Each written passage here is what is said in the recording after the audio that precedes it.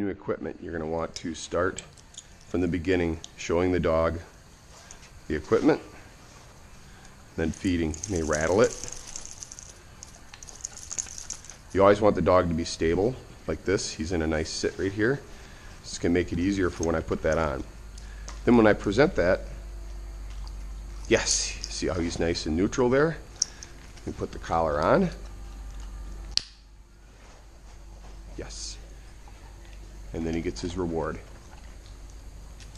Next step is clip the leash to the collar. In this case, I'm going to do both. A few taps. A few more taps. Yes. So he doesn't associate this with pain or anything.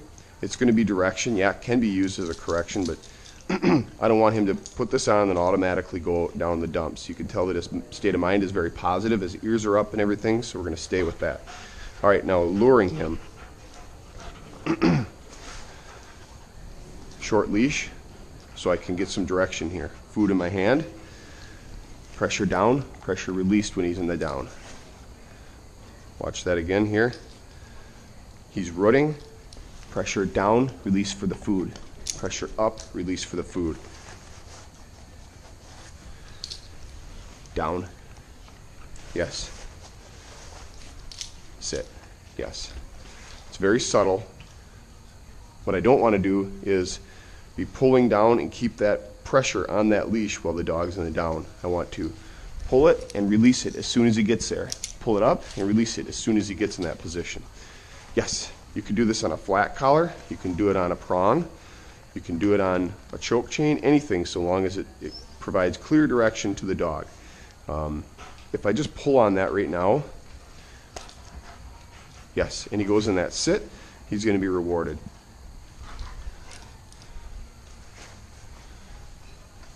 So that's kind of the next step here. You can see the natural progression of things. It's not hurting him at all, but he understands that direction very clearly. Yes, good boy. We'll get a little bit more food here for him, and we'll show how to get some hand commands in there. Try not to do what I just did there and drop food on the ground either.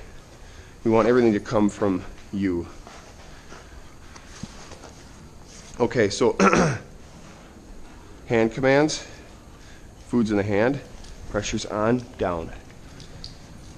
So you can see this is going to be my down command. This will be my sit. So once he's been working on this for several days, I'm going to test it. So my hand's at the side. He's looking at me. Yes. If he doesn't do it, we don't reward that. We go back to the drawing board. We keep working on it. And we'll talk more about when to properly do that. But now we're going to test the down. Yes.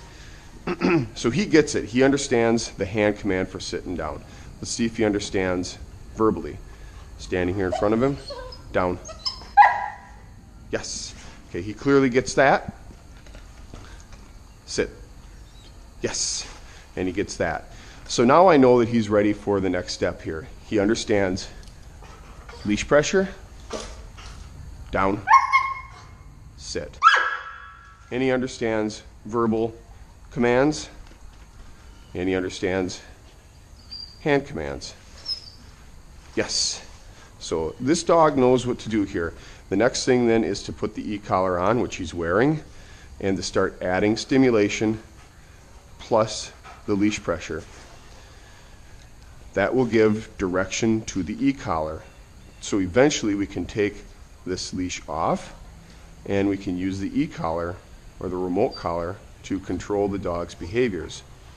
Then eventually we'll take the feeding vest off, we'll set a dish down somewhere, and we'll have him do a series of commands and then be released for the dish. So we're making, again, a natural progression away from the food and away from all these other pieces of equipment, so that we just use the remote collar to reward the dog.